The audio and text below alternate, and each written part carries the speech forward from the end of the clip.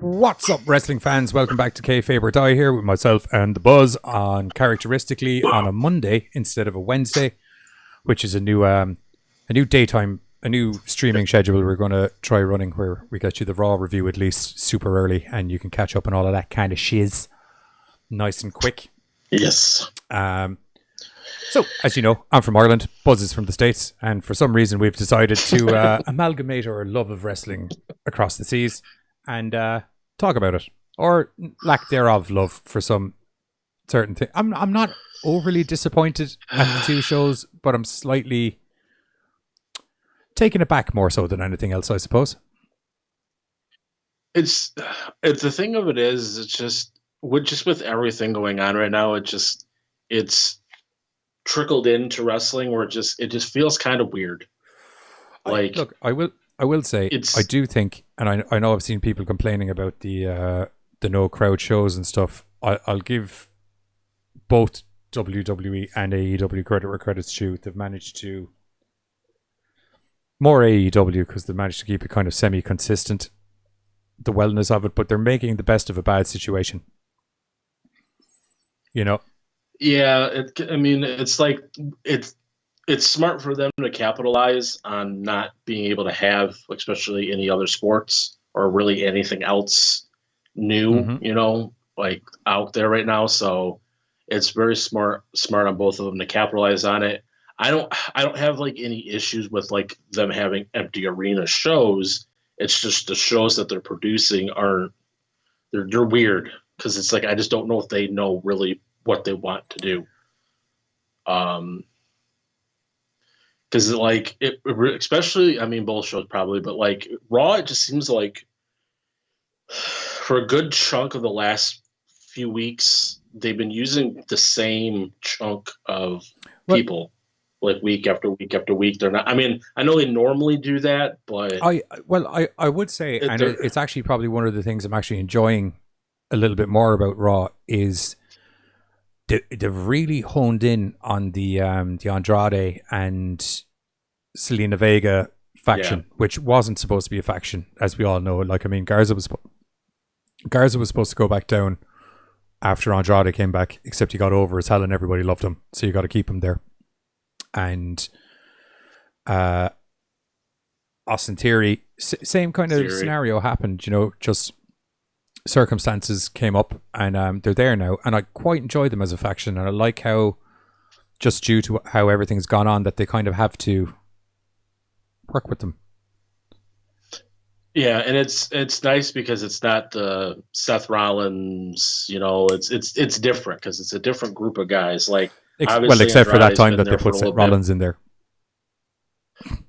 Yeah, I mean, he can make his appearances, but it's like the week normally it's Seth and your top guys, and like you don't really see a lot of like your other guys, but now it's like because of necessity, they're pushing people that you wouldn't think they would normally be pushing. Apollo Crews is getting some kind of a push, it seems like now, over on like Smackdown.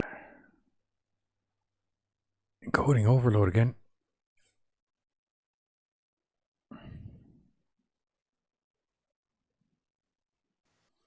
There we go. We're back, I think.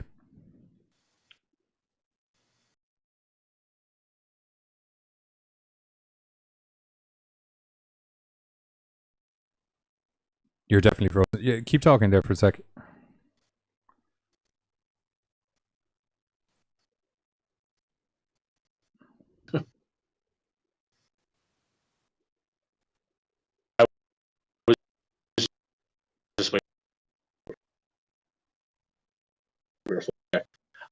Bailey. I forgot who she beat a few weeks ago to get that spot. But yeah, so it's they're making the best of the current situation. It seems like what they are going to probably do is, use a chunk of guys because they want to limit how many people are in, Full Sail. Yeah. Or not the Full Sail, the Performance Center.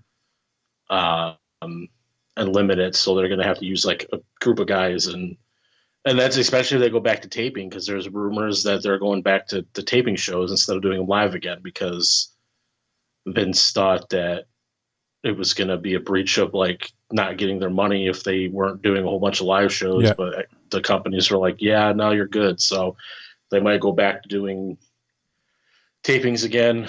I don't know. It's just chaotic right now. It really is. It's utter madness is what it is right now, to be blatantly honest. And then on top of it, we had the mass firings a couple weeks ago. Yeah. And actually, mass firings is a good way to divert. We had a bit of like news and stuff that we were going to get into first, didn't we? Yeah. We got sidetracked with there's a little bit of trademark news in regards to one of the recently released superstars. Go on. Zack Ryder, or now Matt Cardona, has trademarked a couple of catchphrases and stuff like that, and more of the merchandise portions.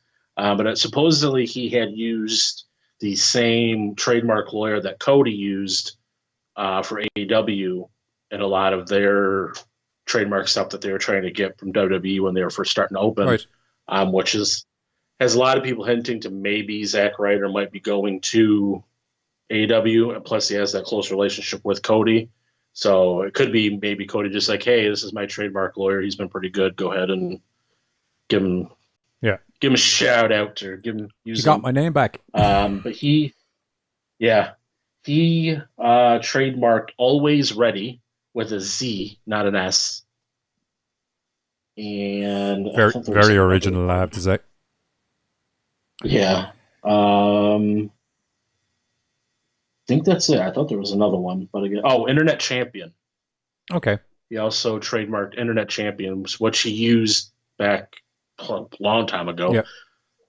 When he was with the Z True Hollywood. I saw on his True Story. I saw on his Twitter feed he was putting up some photos of some original ring gear that he was looking to get back into, which is very Mikey Whipwreck inspired. I think he was supposed to use that at like Russell on the card, so he didn't end up obviously using it. Right. From what I was hearing. So that's a little bit there. Also, the couple of other people are using that same lawyer is the Revolt, formerly the Revival. You would have to call kind of suspicious shenanigans there. The fact that like Cody has specifically said if there was a guy that he could get from WWE to be Zack Ryder, anyway, and then the Revolt have the whole history with the Bucks and the Hardys and From what I've heard or read, it's actually one of the stories here, but I didn't actually watch it. The newest episode of Being the Elite teases the Revolt to AEW. Right. Somehow, I don't know how, but I did because I didn't watch it. But it makes sense because I mean, that's where kind of everybody thought they were going to go. There was some rumors that they were going to maybe go to NWA because they have like the Crockett Tag Tournament or something coming up, but because I mean, I don't see nothing. I don't see how they couldn't do both. Possibly they could. Yeah, but with the current situation, you don't know when NWA is actually going to be able to run any of their stuff. So well, yeah, that's very true because they're very much a live event based promotion. Yeah, because they normally do their tapings and then they do the NWA Power on YouTube. Yeah. They haven't been able to do everything. So this is for you Vigia game players. There is no WWE 2K21 this year. That was canceled at the end of last weekend. I wonder why. Yeah. May have been a little issues with a couple of glitches here or there, maybe. But today, WWE 2K announced that WWE 2K Battlegrounds. Did you say there might have been one or two glitch issues with it? That was me putting it mild. The game that was called WWE 2K20 ceased to work when everybody's console clocks changed from 2019 to 2020. Yeah. Thus negating the entire purpose of buying a WWE video game. See, I never played it, so stay on brand. My brother bought it for some reason, but then he sold it because it was garbage. But I heard all of the stories about it towards the end of last year, and I think I saw little bits of it because then he like rebought it again because it was only like I think $20 or I forgot in case they fixed it. Yeah, like I mean, to the best of my knowledge, that game's still broken as fuck. Yeah, I haven't heard them actually fixing it to my knowledge. They brought out a patch that supposedly fixed it, but it didn't. It did not. No, not remotely, not by a long shot. WWE 2K Battlegrounds will be coming out October, I believe. Yeah. And it is very similar to the game you were talking about, like WWE All Stars, which came out in 2011. Mm-hmm. More cartoonish. It's very cartoony. It's very over the top, and it's somewhat. So the guys that did this were somewhat involved in the game that was out years ago called All Stars, and they also did some NBA street basketball game as well, which was essentially the NBA equivalent of WWE All Stars. So they took the games from the court out to the streets, and they had all these weird locations that all the stuff was happening. That if you do look up the sorry, what's the name of the new version of it? It's gone out of my head. For what? The new WWE, the new 2K game. Battle. Yeah. So the All Stars game was very similar to Battlegrounds, except that it's still very much based in the ring. Yeah. With All Stars, whereas Battlegrounds is bringing it to like kind of like a back warehouse underground fighting areas, and I saw John Cena nearly getting uppercut into a crocodile. Yeah, I was gonna say the trailer that they played today. It was him and The Rock, and like he was gonna get eaten by some crocodiles. I'm pretty sure Carol Baskins was somewhere around there. It's crocodilia is the there you go. Or is that just the species actually? I'm pretty sure crocodiles is also the plural. Pretty sure, not guaranteed, but yeah. So look, it looks. I won't lie to you. I am not against this game by any means whatsoever. It looks quite interesting, and it looks like it's going to be a hoot. And I like I mean, if you look at the 2K games, essentially so far they've all been very much wrestling simulators. This is just an out and out, balls to the wall wrestling themed arcade fighting game, Tekken style. Yeah, it takes the realisticness away and kind of makes it more of a, well, like you said, cartoony. I'll put it this way: if memory serves me correctly, from All Stars, like the rock bottom, like involved you jumping like 20 feet into the air with a massive spin, and I always looked at that All Stars game kind of as like a WWE Def Jam Fight for New York, Def Jam Fight for New York edition, or Jesus H. Def Jam Fight for New York WWE edition is the way I always picked it up. Kind of vibe. Yeah. Not a bad thing. Def Jam Fight for New York. One of the best goddamn fighting games. I remember that game. So good. I literally only cleared it again on the PSP there recently.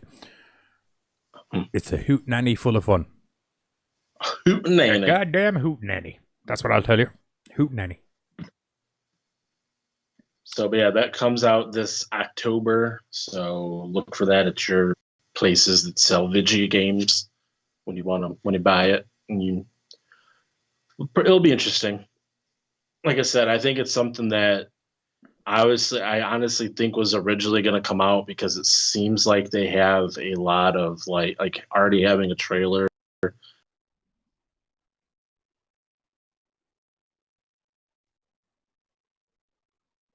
Having a release date.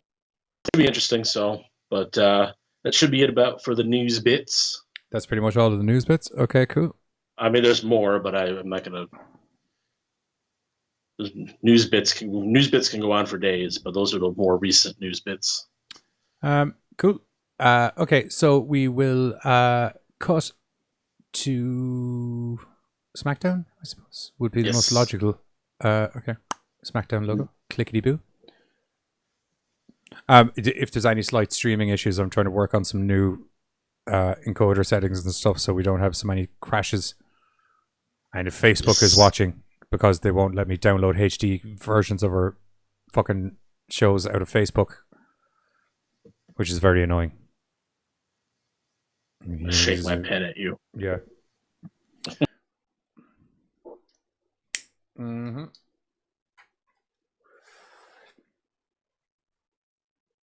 Triple H. And God Almighty, was it some amount of celebration? It was. Jesus fucking Christ, man. It happened. That's all I can say. Something happened, but we'll get into that once it gets to the end. But we start the episode with the New Day opening, freshly coming off of their eighth reign now as the SmackDown Tag Team Champions. That sounds about correct to me, yeah. I think they've only won SmackDown. I don't know if they actually have won that Raw tag titles. I think they've only strictly been SmackDown. So I don't know. I'll look into that later. But I honestly think that all of their title reigns.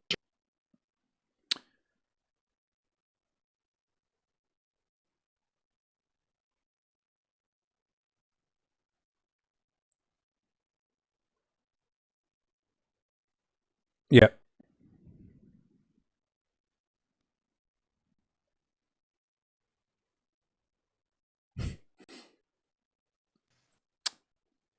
Yeah, well, look, if Big E wasn't shoving someone or something inappropriately into his mouth during a SmackDown at this stage, I don't know how else you could do it.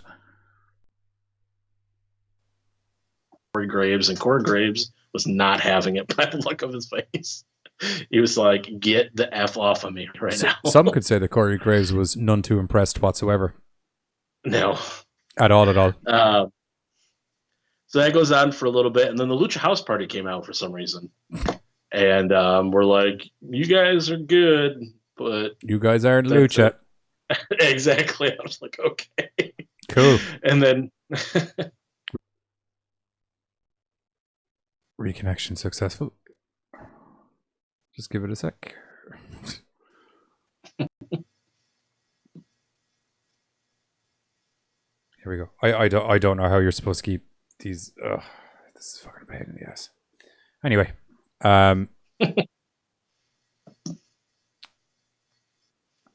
yeah, evidently 1280 by 720 isn't an appropriate streaming resolution for YouTube. Which YouTube, you need to step up your game. I don't know. Is it a case of did they need to step up or need to step back their game? Maybe it's like I don't know what's going on. I don't know how 720 isn't a valid. I don't know how it's not a valid streaming resolution. YouTube. Last time I checked, it's fucking HD. Last time I checked, bro. Last time, bro. We're looking at you, YouTube. Yeah. Okay. So it could also be Virgin's goddamn terrible internet as well. I'm not 100% sure. So it's a good possibility. It's quite a viable possibility. Yeah. If that's the case, we're sorry, YouTube. Yeah, that's another thing. Yeah, sorry if the disconnection issues are Virgin related. Virgin being my internet provider, not who are sacrificed to the wrestling gods before we do a live show. Yeah. Kalima. We didn't do that today, so that's obviously why we're having but we don't issues. usually bring them in till Wednesday. Oh, yeah. I didn't preemptively think ahead. God dang it. Where were we? Lucha. There we go. Lucha. Makes total sense. This is definitely not Lucha. So Miz and Morrison come out, and they are going on about how it wasn't fair that they lost the titles in a triple threat match when it wasn't even a tag match, which I concur, because I don't know when the last time the tag team titles was defended in a singles match. WrestleMania, but It's an interesting one. um, I so and I then suppose as long as you have a representative from each team, it's technically not a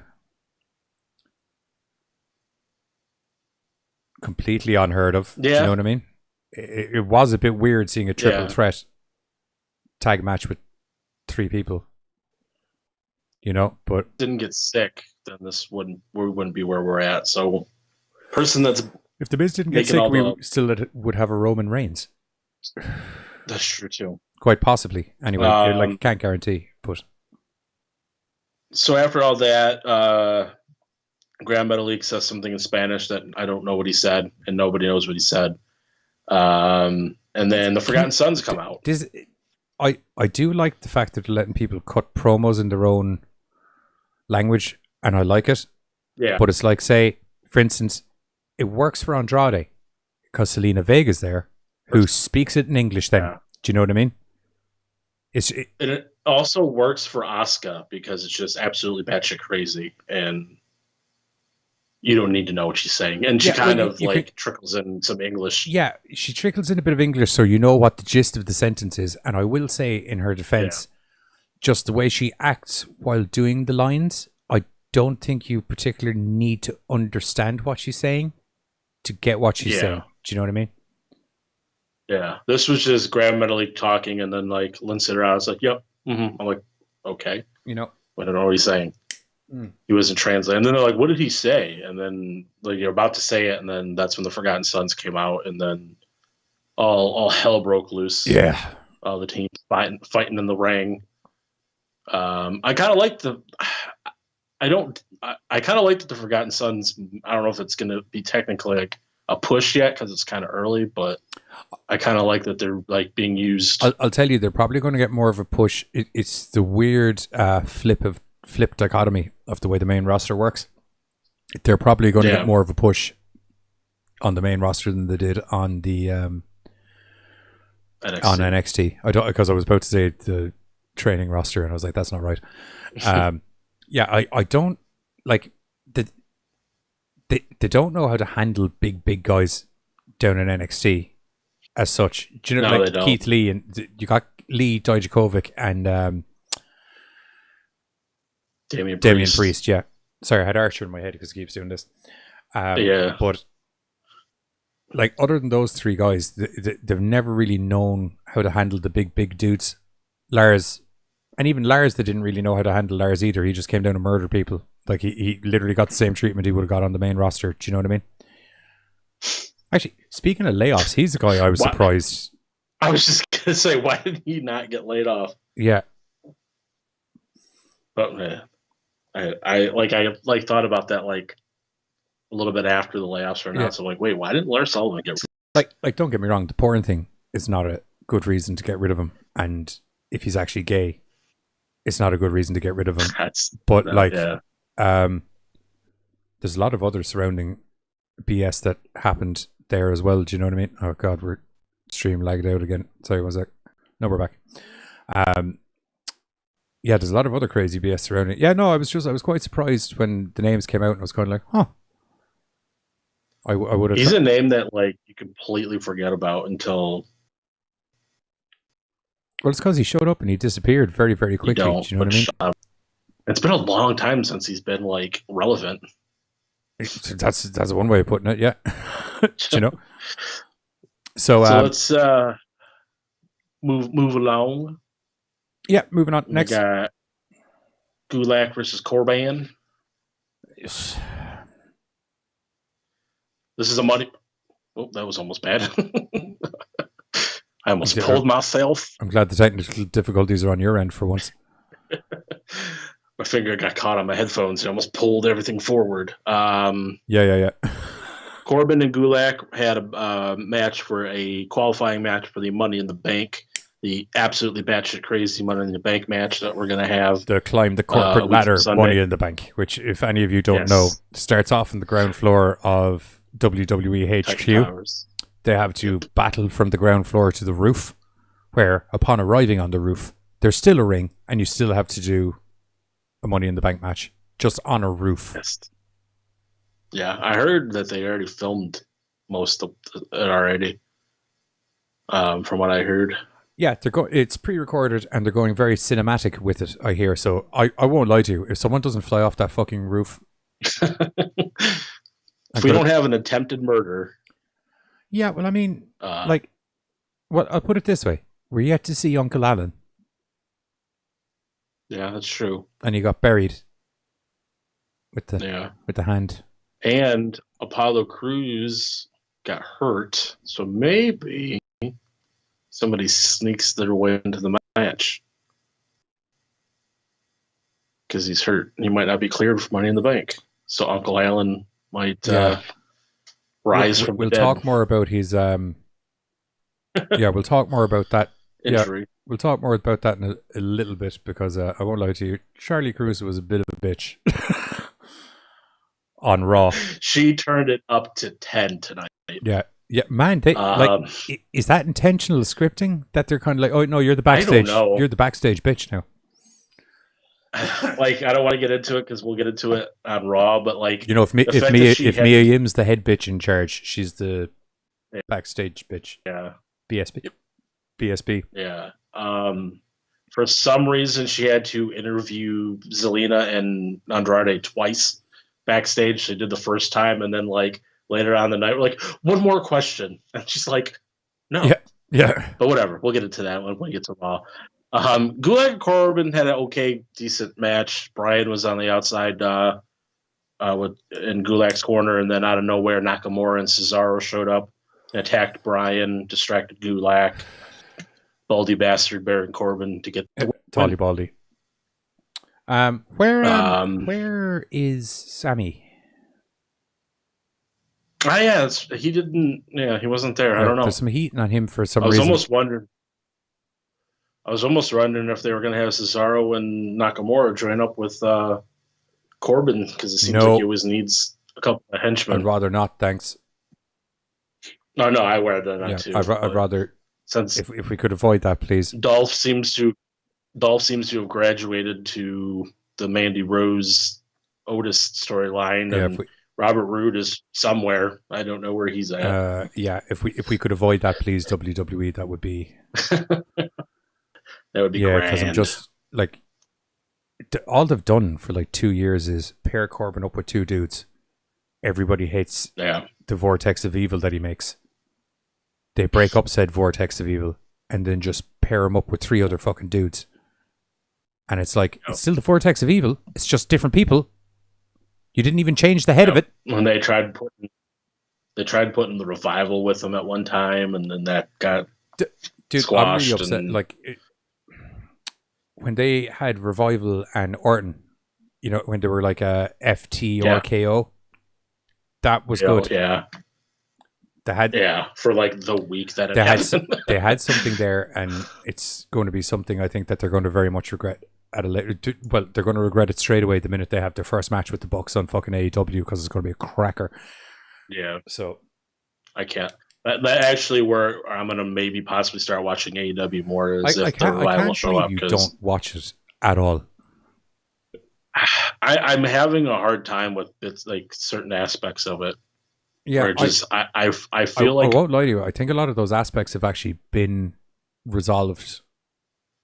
It has been so long since you've watched it. Yeah, last time I sat down and fully watched it was the very first episode.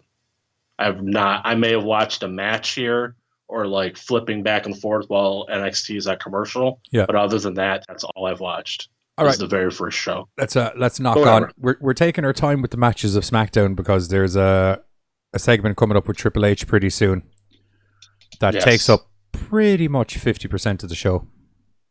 Yeah, we got Sheamus versus Daniel Vidot, is what it was told. Daniel who? Vidot, Vidot. Yeah, he died. Yeah, Sheamus killed that man. They're really pushing. Sheamus? They're really pushing the for some reason. They're all I would say is they're really pushing Sheamus and Jeff Hardy because it seems like every time Michael Cole's talking about Jeff Hardy, the little story, the videos they keep playing, Sheamus like gets pissed and like goes after Michael Cole. So I have a feeling that's going to be Sheamus's rivalries with Jeff where he Hardy just gets angry when he actually. and goes after Michael Cole. Is that what? Well, because I honestly it doesn't make any sense, but that's what it looks like. Like every time Michael Cole mentions like Jeff Hardy in his videos, it's always right after the Sheamus match, Yeah. and Sheamus gets pissed because he's like, "Why aren't you talking about me? Why are you talking about Jeff Hardy?" And I have a feeling that once Jeff Hardy like actually comes back, as opposed to video segments, Sheamus is probably going to go after him and be like, your people are talking about you instead of me. Where'd you get off with your drugs Rest. and your fucking having tattoos and all that kind of shit? I'm ginger and I got a mohawk. Yeah. And it works because it's something that like neither of them have done anything since they've been back, really. Well, like the thing you have to take into account as well is that like Watching people. It's not like Sheamus is what's the best way of putting it? It's not like Sheamus is up against some new guy where he's stealing his thunder or anything like that. Do you know what I mean? It's two dudes that have been pushed to high holy hell over the years. Do you know? So I mean, it's just you think to try and build someone up. That's about my only major issue with everything. Yeah, it's just kind of like. Although I mean, I suppose you brought Jeff Hardy back, so you need the after everything that happened, I suppose you need the babyface run to try and smooth everything over. Yeah. After that murder, we have Miz and Morrison versus the Lucha House Party, which was an okay match, and the Lucha House Party won, which that surprised me. Yeah. Oh, I John. don't know what WWE is doing right now. Oh, Mr. Hennigan, I'm sure you're so happy you came back to WWE's right now. I was the goddamn king of Lucha Underground. I don't understand. Like, I can tell you exactly why you came back. They're bringing these people back with absolutely no plans for them. Well, I think it makes sense for Hennigan because he's very much into doing the movies as well, and I feel you're going to have a lot more quality opportunities because some of the stuff I've seen him in. Because I'll put it this way: every movie he's been in for the last 3 years has landed in the Corecast inbox as a screener. Do you know what I mean? Yes. Just to clarify, not taking away from the quality of the screeners that we get in, because some of those quality screeners are top notch, and one of them with Hennigan was also really top notch. Come to think of it, and I think it had a Baldwin in it, and there was somebody else that I was like, how the fuck did this land in the Dropbox? But predominantly, they're kind of lower budget B movies. Do you know what I mean? And he really does enjoy doing the movie stuff. So I think there's that, and Toya just had a new baby. Yeah. So money. The working schedule probably. Well, actually, no, the working schedule might not be easier because WWE normally works more. Yeah, well, it's a bit than most now. other companies. Well, yeah, now it's different.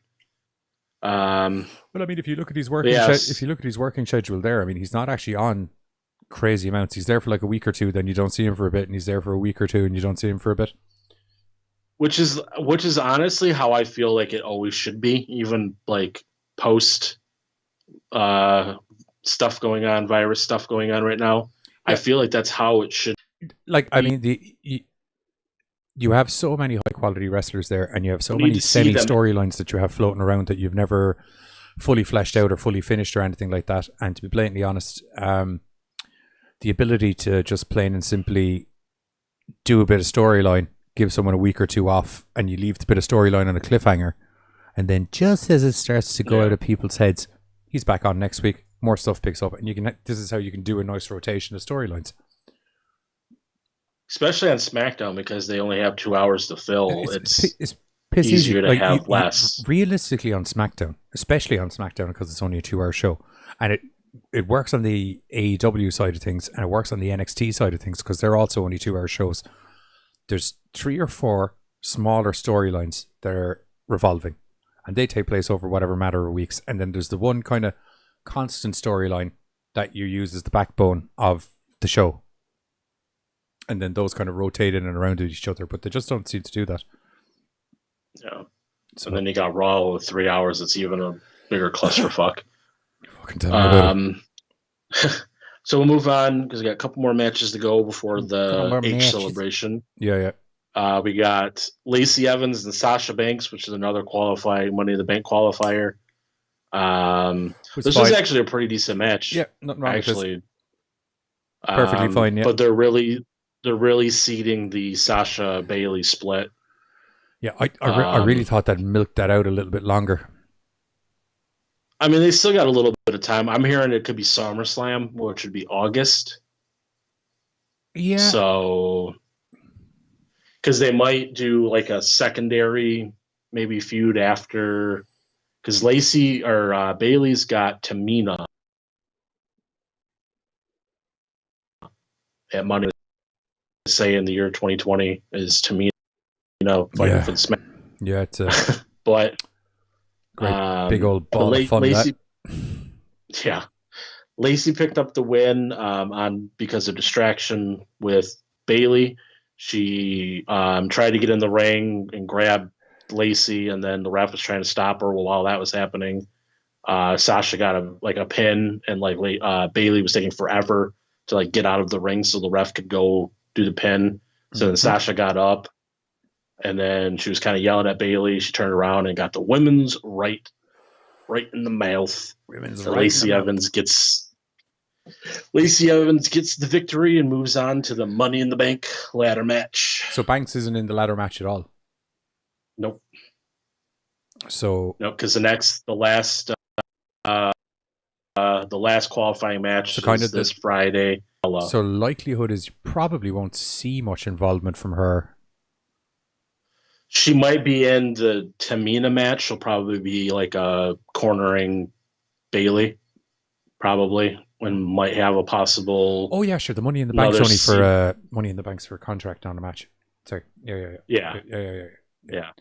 Because that's so she'll probably be in Bailey's corner at the pay-per-view, and might get another seed dropped there. So I'd imagine Bailey will win, and it'll be due to Banks' interference, and then Banks will start doing the Banks thing where she's kind of like, the only reason you're winning these matches are because I'm winning the matches for you.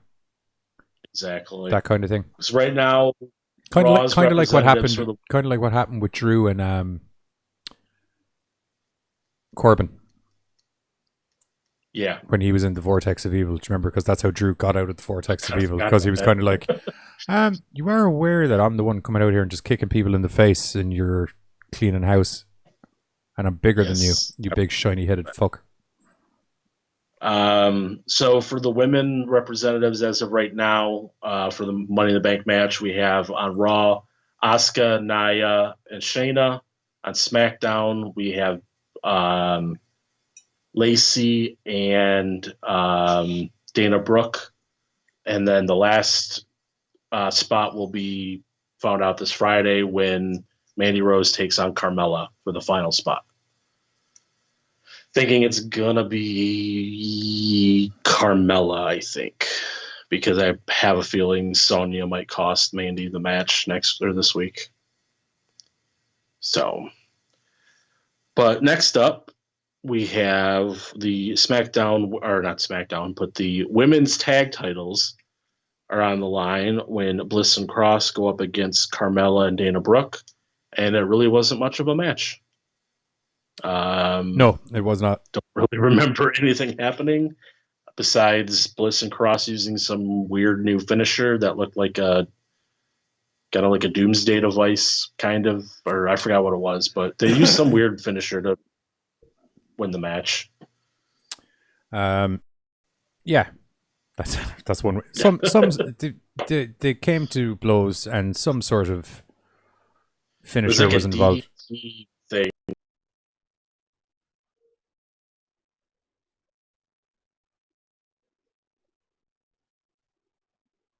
Kind of, I think. Oh yeah, it's the wheelbarrow DDT. So, yeah. They've used that before, I think. They may have. Because the DDT is essentially one of Bliss's finishers. Yeah, it is. Yeah. Yeah. But are you ready? Are you ready? No, I said. I thought, ready for this. I was ready, but for what I was ready for, I was not ready for it, if that makes any sense. Yeah, I was ready for what I thought was going to be a 5 to 10 minute. No. Yeah, I did. And note that, audience, that I thought it was going to be a 5 to 10 minute Triple H. I looked at the class left. Yeah, I was like, well, even with that, I'm like, you could stick a match in there at the end pretty quick. Do you know, have a quick squash. Yeah. So someone comes out, or there's going to be 10 minutes. Someone's going to come out for a match, and then someone who's not involved with that match is going to come out and interfere in that match and murder someone, leaving on a cliffhanger. That was not the cliffhanger we were left on. No. We'll jump to the end for a second, then we'll go back to the start. The cliffhanger we were left on was Vince McMahon literally turning all of the lights in the fucking performance center out on Shawn Michaels and Triple H in the middle of the Triple H 25-year anniversary. And then there was crickets. Oh yeah! Oh my god! I forgot there was actually crickets. Yeah. Sean's like, "Do you hear crickets?" And he's like, "Yeah." He's like, "Story of your career." Yeah. Yeah. So Sean brings Triple H out for his 25-year anniversary, which ends up being a highly entertaining but yet verbal barrage of comedic abuse towards Triple H. 1 second before I go into it, my favorite part is Triple H comes out, and it looks like he's gonna spit the water out like he normally does, and like one of the crew's like, "No, you can't do that. You can't. This is virus times. You can't be spitting stuff around. You can't." Just took the bottle away. You can't drink a bottle of sputum and just throw it back up at us. Kind of contradictory to what's going on, mate. To be honest. You run. The funny thing is, I didn't catch that when it happened, but like 2 days later, I'm like, "Oh wait, that's why he did that." Yeah, it was weird. Yeah, Sean comes out and like he's like, "Well, you haven't had the greatest moments. Let's look at those." So they kind of showed like a whole bunch of like him bloopers, like him DX fucking his knee up, him fucking that too, him fucking his knee up, him random fuck ups he did. Him messing up lines, him coming down doing the Vince McMahon impression. Which I don't know what everyone gives out about that. That was funny when he did that. It was, like the crowd went fucking mental when he did that. He had the walk down and the whole. And Sean Shane was spot on. Yeah, it was. Yeah, Dad. Yeah. So so. While odd, it was quite entertaining because it did feel just like two very long time friends just ripping the piss out of each other and having a bit of a shoot laugh on each other, and that was fine. And then you hear the no chance, that's what you got, and Vince comes out oozing and schmoozing. Like, I mean, I thought he was going to rip his two quads again. He was walking with such gusto out to ringside. At which point he comes out, congratulates Triple H on 23 years in wrestling. Essentially goes, "You're not the greatest booker though." Because do you remember the Bailey, this is your life thing? It was like Vince it was like Vince just took a chance to be like, "I got blamed for a lot of this crazy shit, and I just like to point out that Bailey, this is your life. Your fucking fault. Not mine. Not He even said it wasn't Bailey's. He talked up Bailey, said it wasn't Bailey's fault. She did the best she could do with Pat. And it was just like... Then he started talking about the gobbledygooker, and then he was talking about Katie Vick and like Triple H humping a dead person. Oh, it was weird. It was really weird. And then he basically... And he was just... Oh, it was weird. It was uncomfortable at some points. Yeah, like it especially Triple H is laughing at it because it got to an uncomfortable stage where the laughter no longer felt like bona fide laughter. It felt like the kind of laughter where I get it, fucking and then like Steph I'd imagine got like emotional. And then Steph I'd imagine got a fucking earful when she went home then. Your dad is a she was giving Sean an earful on the phone. That was the best. That lazy-eyed note, and he hangs up the phone. That was the best part where he's like, I can see him. He's like, no, he's not making fun of you. He's like, I am watching you live. That lazy-eyed fucking bald son of a bitch. And then fucking Flair calls. He's like, don't let Sean super kick you at the end of the segment. It was so funny. Like, I was enjoying it, but then when Vince came out, all the funny stopped and the uncomfortable. It went another level, didn't it? It got a little too real. You know? Yeah, because he got like emotional. He's like, I love you. And he was like, almost like he was crying. And I was like, wait, what is going on? And he was even even like, oh, but you're boring. Yeah, he was like, you know I love you. And I love you too, Sean.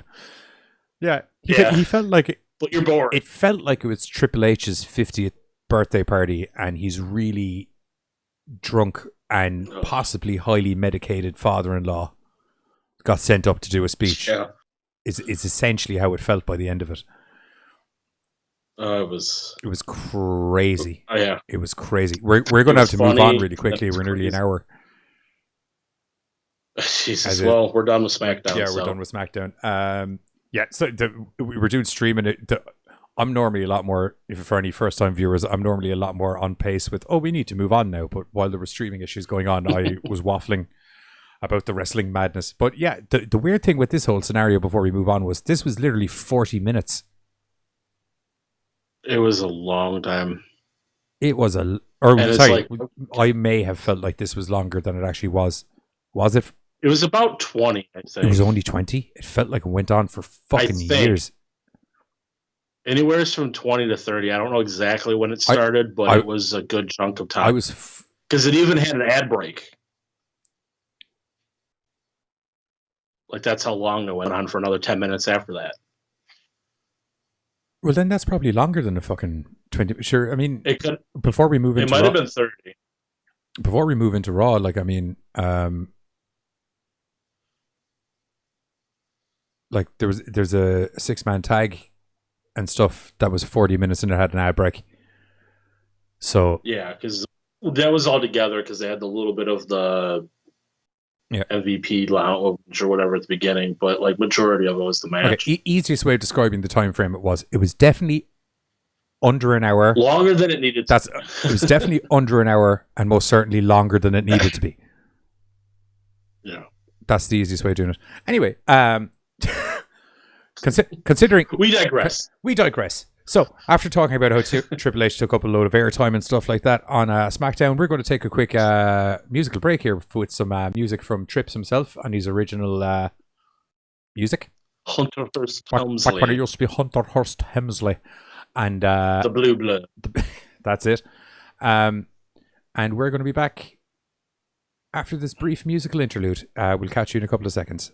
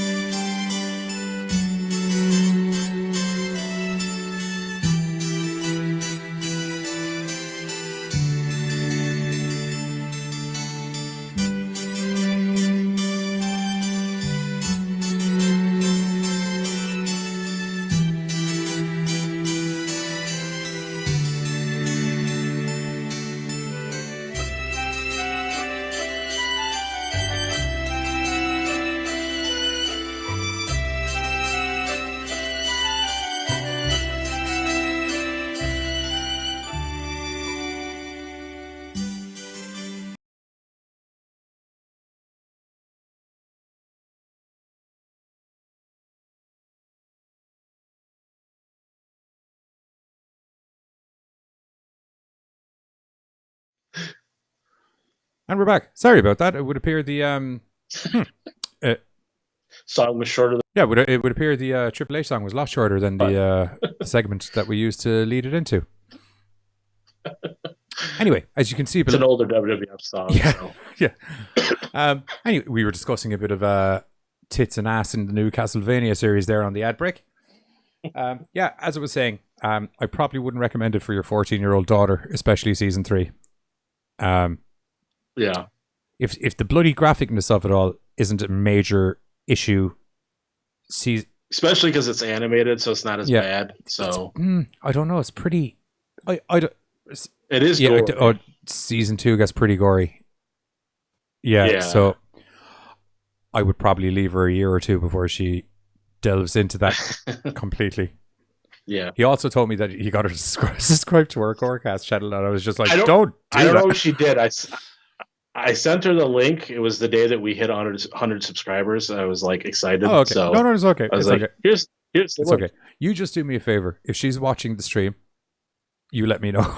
I'll just tune it down just a little bit. Well, she doesn't have Facebook, so she won't be watching the live stream. Perfect. So it would be on YouTube. So you'll already know if she should watch the episode or not. That's fine. That's the best way to do it. Anyway, moving very quickly on, which was the reason we decided to do the stream tonight as well, as Raw literally just finished about an hour ago, and this was a cracker of a show. It was a couple. I didn't find. Had a couple of good matches. It overly disappointing. Excuse me. I didn't find it. No. I was like I told you when we were talking. I was more disappointed in the way that like they went. Well, a couple of matches that they kind of didn't happen or didn't have satisfying. Yeah, but I mean, like itself was fine. The weird thing with that is that we're complaining about that now, as if it's like a new thing, and it is a new thing in this new realm of no fans. They're just live shows, doing the same thing, just at a different way. Yeah. Well, what I was trying to say was like it's a new thing in relation to the no fan shows we've been getting the last couple of weeks, but in relation to like normal WWE shows, they were renowned for just constantly having screwy finishes. I mean, I remember you and I reviewing a show there. I think it was either just before or after Christmas, and I was like, I am nearly full sure about 2 matches, everything had an interference or screw up finish at the end of it. Yep. You know, so yep. Not great to see it coming back in, but I suppose like it hasn't happened in so long that it makes sense. It's just it happened a whole lot on this show. Yeah. MVP started the show with the VIP lounge. Yeah. And his special guests were the 3 men participants for the Money in the Bank match. Yep. Aleister Black, Rey Mysterio, and Did something happen on Raw that I missed? Did he change his name? Or did... No, I just... Oh, okay. I just like calling him Rey Mysterio. I won't lie to you. Because MVP was in the mix, I was like, he obviously pronounced Rey Mysterio's name wrong or something. Yeah. Good old Apollo Crews. That brought on Zelina Vega's villains. And she was pretty much be like, you know, you guys need to do the Raw roster a favor and let my 3 guys take your spots. They're way better than you in the Money in the Bank match. Yeah, and they're like, no. And that's it pretty much. And then Ray had a fight with us, and then that started the whole. I would love if that's just how the segment ended. Was she's like, I think you should let my 3 guys from my faction in because they're better than you and they deserve a shot at this more than you do. No. God damn it! This is not how I expected the conversation to go. Coming up next is whatever's coming up next. But yeah, so this leads into 6-man tag, which went on for quite a bit. Which it was a good 6-man tag. Yeah, if you're going to do a match that's 40 fucking minutes long, this is probably how you should do it. The Theory, Garza, and Andrade had pretty much control of the match most of the time. They kept knocking out the two guys on the guy in the ring couldn't. I legit thought they fucking killed Ray at one stage.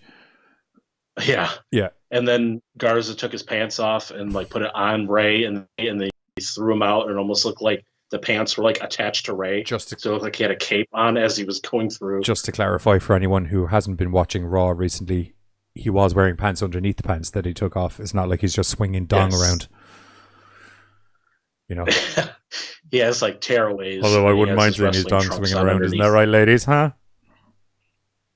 Yeah. Garza is a sassy. He's a sassy man. Yeah.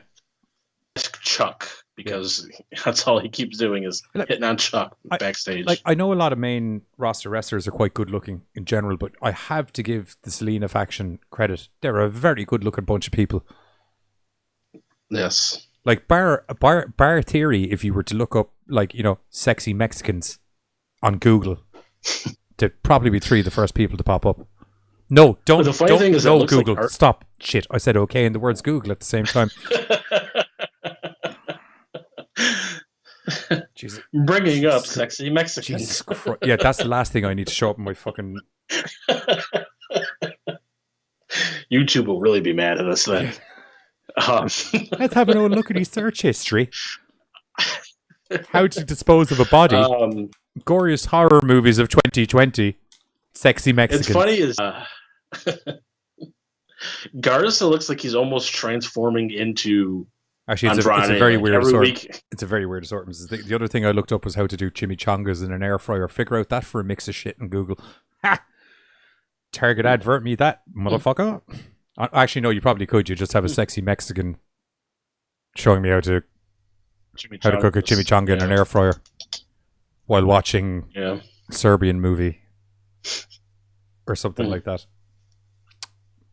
Yeah, that's probably how you target my advertising. Anyway, sorry. Yeah, I don't even know what sorry. Garza took. Whoops. Garza took his pants off. Ray got his pants on his head. Looked like a cape when he flew out the ring. Because he got thrown out the ring and attached to his back. Is that Tails from Sonic? Yeah. It's just a little Mexican at 4 legs. But yeah, so like I said, the heels had the upper hand for a good chunk of the match. But Apollo Crews got the pinfall on Mr. Andrade. Which he was not. Oh, pretty good. He was not happy about. At all. No. Ask Chuck. So Apollo Crews gets the pin, and then this was the start of Chuck's bitchery. Yeah, I gotta say, Charlie Caruso. You seem, from what I've seen of you in outside of WWE interviews and stuff, you seem like a lovely lady. When you're not interviewing people like a total bitch, you seem like a nice lady. But you, like it's a running thing now. Do you know what I mean? That just when you're feeling at your lowest and you've been beaten down by the man, or something has happened, Charlie Caruso will show up and be like, "Hey there, bud. You lost pretty badly out in the ring there in front of a load of people." You know, and considering you've been on a losing streak for the last couple of weeks, I would have thought you'd probably wanted to win this match. Anyway, I was looking to do an interview with you. Fuck off, Chuck! It's like, you're feeling bad? I'm about to feel worse. It's like the patronizing, it's not even a bully, it's like the patronizing little league coach or something like that. Do you know what I mean? Hey there, little guy.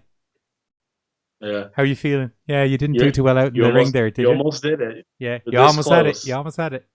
You feeling a little bit down? Is it because you did really shit in the ring and it's on camera and it was live in front of not 3 million people anymore, but I'm sure a lot of people were watching it. The best one is when she went and talked to Apollo towards the end and pretty much made him cry. Oh, we'll get to that. We'll get to that. Yeah. So, all that is actually practically how Raw went off air. There was one brief contract signing beforehand, but the major storyline thing that of how Raw went off air was Charlie Caruso literally breaking Apollo Crews's will live on camera. Like in a match, in a show where Nia Jax murdered someone, loads of people got steamrolled, and Rey Mysterio may or may not be dead. We're not 100% sure. In all of those things and all of those beatings that happened tonight, Charlie Caruso is still the lady with the most notable knockout of the entire night because she destroyed Apollo Crews in like 4 words. She's the only person that was able to bring somebody to tears by the end of the night. Begins going on. She was riling up Andrade, and Andrade's like, "Oh, we lost because of my team. Like, if anybody went at me one-on-one, I'd beat them." Yeah. And then just so happily, Apollo Crews was standing like right behind. Yeah. And he's like, "What did I hear?" Which is fair enough. Like, so he's a lot shorter than Andrade, so I imagine that's how he didn't notice he was standing literally a foot behind him. Like, I don't know how Selena Vega didn't see it. Do you know what I mean? Like, that kind of thing. Yeah. So we get the match that's going to be set later in the evening where Andrade is going to defend the United States Championship against Apollo Crews.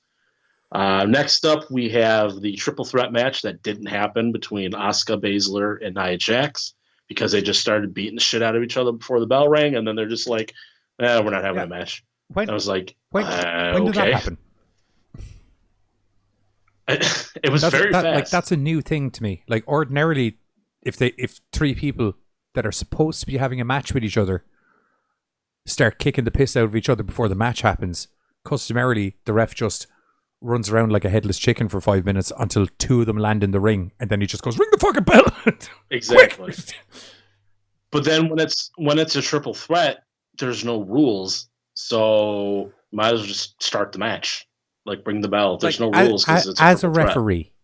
Can he not go down and be like, "Hey, if you could do me a really quick favor," considering as the guy who was doing a podcast there after our show said, there's no rules to the match, so if you could just do me a real quick favor, if 3 you could just slide your asses into the fucking ring so I can get an old ding ding ding really quickly, go for it after that. Couldn't give a shit. I'll literally go on a break, to be honest, and ring me when Shayna Baszler's murdered. I didn't even know if I even saw a referee at all. But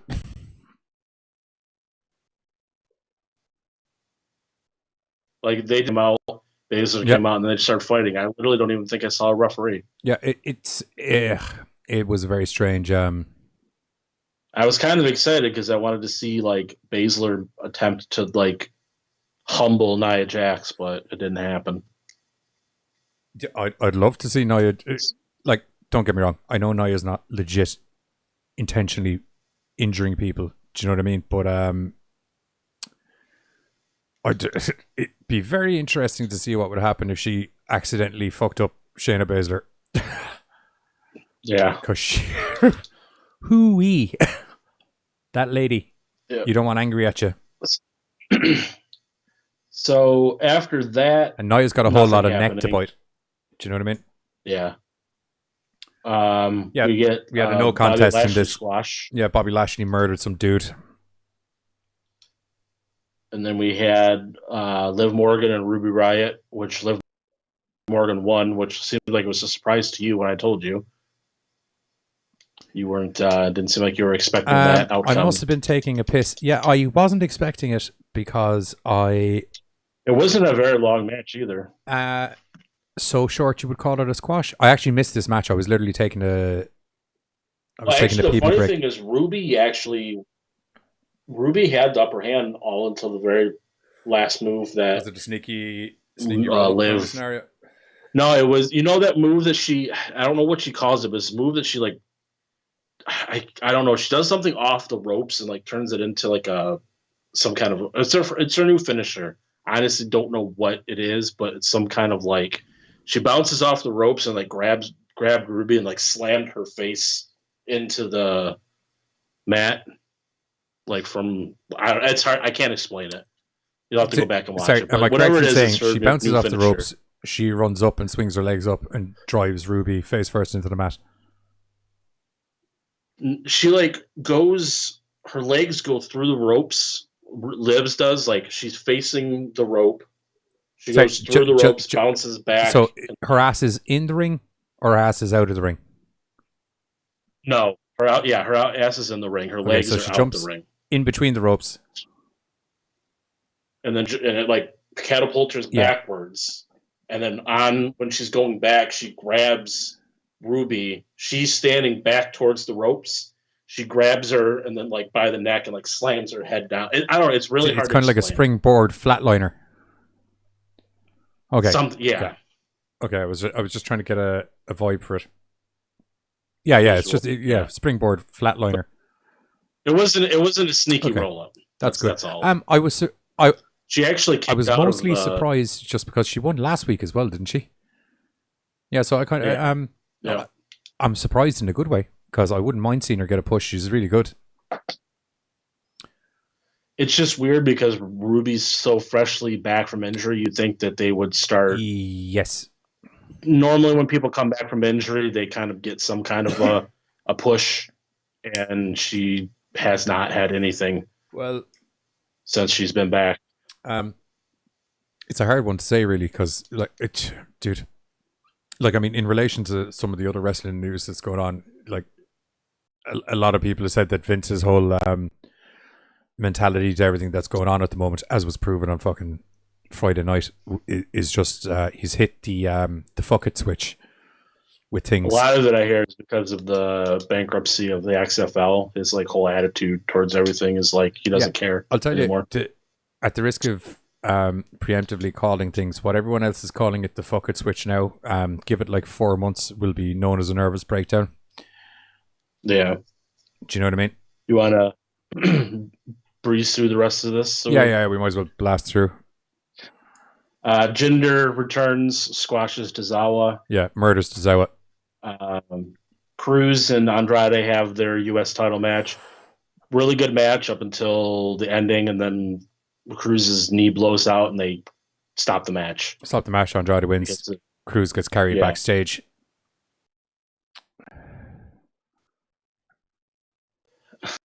And then, like, back to WrestleMania 35 when she won the title. Yeah, and then we then after that, we get Ricochet and Cedric Alexander against Everrise. Yeah. With a kind of a quick tag match. Then we get Charlie Caruso being a bitch to Apollo Crews. Yeah, that's one way of putting it. Yeah. Which was interesting because you had Seth Rollins coming out, and he was coming very much from the Prophet of Pain and the Monday Night Messiah kind of vibe, where he's kind of like, Drew, we could all be on the same page. And you've been walking through this darkness, and I could be the light at the end of the dark tunnel that you've been going through and all of that. And Drew's just like, why don't you shut the fuck up? You're talking Seth's shit. Pretty much like, I know. He's like, I know where you've been. I've been there. Let me take the burden and give me the belt. Blah, blah, blah. Seth Rollins, Jesus, blah, blah, blah. Yeah. And McIntyre's like, all you do is talk. Like, it's like, I'm sure your family is tired of listening to you, pretty much. Yeah. All you do is talk. Let me get rid of this table out of the way. Yeah. Table be gone. Gives him the headbutt. Yeah, give him the headbutt. Rollins is none too pleased. Then we have Buddy Murphy make a quick appearance. He comes in and stomps the shizzle out of Drew McIntyre. Rollins and Murphy are about to have a hug and an embrace, as a Messiah and a disciple always do, and celebration of ripping someone off and doing a good thing. And then just as they're about to hug, you hear an unmerciful thud, and what's that? It's Drew McIntyre's boot going through Buddy Murphy's head. Yeah. And then Rollins runs to the other side. Rollins, can I say he looks like he? Can I say the Monday Night Messiah look, when you put him in a suit, looks very Hitman? But when he came down the aisle, I was like he's looking like a hitman. Yeah, he's looking a little bit American Yakuza. Yeah, like, so they embrace. Rollins has got his back to McIntyre, and then you just hear the, like, you hear McIntyre like kind of like make the noise when he's getting ready to do the thing, and right at the last minute, Rollins like ducks out, and Murphy takes full claymore to the face, which is a good move because McIntyre's got like a size 18 boot or something, so he could very much have kicked both men in the face at the same time. It wouldn't have been an issue. Yeah. So we got the match officially made for Money in the Bank. It'll be Drew McIntyre defending the WWE Championship against Seth Rollins. Pray it down. And then on the SmackDown side, we have Braun Strowman defending the Universal title against Bray Wyatt. They Boo. put it back on Bray now. Is it Bray? They might have to. Is it Bray Wyatt or the Fiend? They haven't distinguished the shots that they showed. It was Bray Wyatt, like in the graphic. It was not the Fiend, but I don't know if it's you would one way or the other. You would have thought with the way the Fiend works, where if you look at the kind of the storylining of the Fiend, he only comes out for people who have done Bray wrong. But Braun did Bray wrong. Has. That's what I'm saying. Like, he did the ditch on the Wyatt family, and Bray tried to get him back in the Wyatt family when the Reformation happened, and Randy Orton was part of them and everything, and Braun was just like, no, Braun. Yeah, they haven't really distinguished, because like last week for their thing, all they did was just show video packages of like the lead up to what like the past. I feel they're probably going to go slightly cinematic with this match. It'll start with Bray, but it will change to Fiend, I think. Like, I mean, while you're not doing live pay-per-view events and things like that with Bray Wyatt, and you don't have a crowd there, take advantage of it. Now's the perfect time to have Bray and Fiend show up together, or not together, but as in, like, I don't know, Braun powerbombs him through a table, and then the Fiend comes back out. Something what they kind of did was on Smackdown, like before Mania with John Cena, where like the Fiend was kind of over in that like balcony thing, and then like right behind John Cena was regular Bray Wyatt. Yeah. Something like that. Something like that. Like, he doesn't need to be there for the whole match. It could just be Braun's murdering Bray. Bray says some words of discontent towards Braun and the way he treated Bray over the years. Braun puts Bray through something, into something, behind something. Fiend stands up. Yeah. Takes 500 power slams. Doesn't give a shit. Or does give a shit. I don't have a clue how his powers work anymore. Yeah. I don't know. Nobody knows. Not a fucking clue. Don't have a clue. He made John Cena disappear. So. Like, I hope they use this as a retcon, because if they're trying to, I'm going to be really angry. And I like Braun. Do you know what I mean? But I'm going to be really angry if they're trying to use this as an elevation plateau. Yeah. For him, like, the Fiend is not the right guy to be taking the trounce. No, and the thing is, what it sounds like, especially after how much of a redemption match he had with John Cena. Like, okay, I say match in the loosest of terms because there was no pin count or anything, but like he seems to have like literally deleted John Cena out of the WWE pantheon of things. Do you know what I mean? Yeah. So it would be very contradictory to have him come in and lose Braun.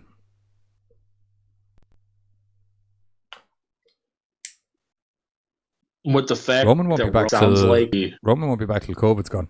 And I mean, Roman's got fucking 2 Bambinos on the way now as well. Yeah, so it might be smart to like let Bray kind of reign supreme until he comes back, because then you can kind of get more of a. It would mean more for Roman to win if he had the longer. Yeah, I 100 wholeheartedly agree with you. It makes total sense. You have Fiend stomp. Because I think it was everybody. It was because it was scheduled for originally. I think it was scheduled. It was going to be Roman and Bray at this year's Mania early on, but then stuff happened. Yeah, but they were going to have Roman go over. It was supposed to be Roman and Bray, and then they just didn't think it was a big enough match. They wanted spear versus spear. Well, in that, and they also Roman was supposed to go over against Bray, and they didn't think the crowd at the time was going to react to that, so that's why they put Goldberg in the match, because Goldberg took the title from the Fiend. So they think people would have been behind Roman more if he beat Goldberg, because Goldberg beat the Fiend, because everybody loves the Fiend. So that was their original plan, but then they knew Roman was going over at Mania, so they didn't want Roman beating Bray at Mania because they knew people were going to be pissed. So that's why they slid Goldberg in that spot. Which made sense, because it was kind of like... I digress. The reason why I was saying that is because that would have been too soon, because Bray would have still not really had the title that long. if he would have lost it at Mania, because it would have been, I think, October, November when he beat Seth for it, I think. And then it would only been like about 4 or 5 They put months. themselves in a weird box with The Fiend where he's so over, and you've built him up as this indomitable entity that you can't do anything to. That it's just every time you see him lose, it's quite contradictory to what we've been. That's where they screwed up, is by giving him the title. They should have never given him the title, because then eventually he was going to have to lose. They should have had him just destroying people for 12 months longer.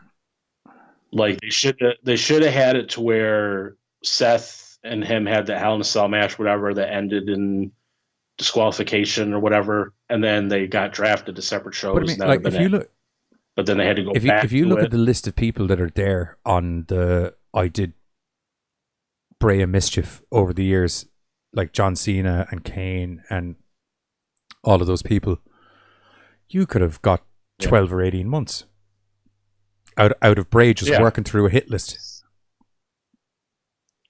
You know, Cena, Balor. Yeah, Cena, Balor, Kane was there, Shane O'Mac, like loads of different. There's a hit list of people that he could have gone. Orton. Yeah, there's a hit list of people he could have gone after. You know. Yeah. So. Yeah. Anyway, I think that's a good. Ooh. Hopefully the stream wasn't too glitchy for everybody. I think it was relatively solid, and for myself and Buzz, I suppose we'll say good night. Yes, and we'll catch you on. Oh, everything. Yeah, there we go. Oh no, wait, we have no data coming in. God, of course, just as we decide to do the fucking. Just as we decide. Yeah. There we go. I think we're back. Yeah, we're back. Okay. Yeah. Anyway, as I was saying before the thing froze up, myself and Buzz are going to leave it at that. Myself and Giz will be back Friday, where we're going to be reviewing AEW and NXT. And other than that, we're going to leave you with Liv Morgan's. Do you want me to do the quick run through of the socials and all that good stuff? You can if you want. Yeah. Okay. If you want to follow us, we are available on social media on Facebook, Instagram, and Twitter at Kayfabe or Die. And if you want to listen to our podcast, we are available on Apple Podcasts, Google Podcasts, and Spotify. Just search Kayfabe or Die. And we are also on YouTube at Kayfabe or Die. And other than that, as I said, myself and Giz will be back Friday with the NXT and AEW reviews. And we're going to leave you with Liv Morgan's theme tune because I'm gobsmacked she's getting a push and I'm delighted about it. Other than that, Kayfabe or Die out.